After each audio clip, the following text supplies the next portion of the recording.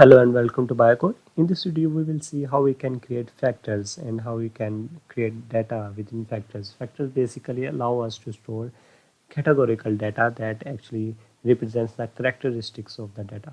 For example, if you are doing a study on the plant and you would like to see that what plants are more greener and what plants are less greener, so it means that there are two variables, that there are two categories, more greener, less greener, right? Or if you are doing a study between human female and male, then there are two categories, male and female.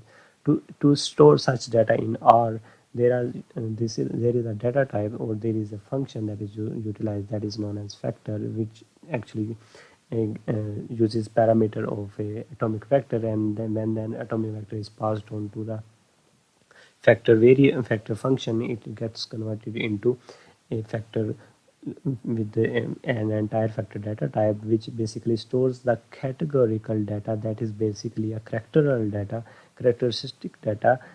It gets stored as an integer.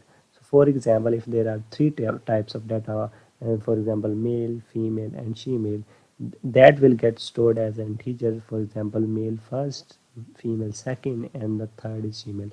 So anywhere in the entire data set, wherever male will repeat itself, that data will be stored as 1, and likewise the female will be stored as 3 and the female will be stored as 2. So basically, to get started, to use we use factors to store data categorically so that it can be used in our analysis.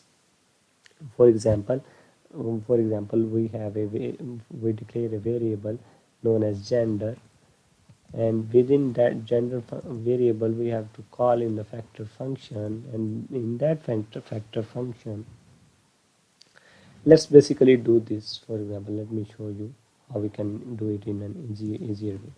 Let's declare a atomic vector, and let's assume that we have taken this analysis result, they taken this data from our uh, study, and we would like it to store as a factor in our R data set.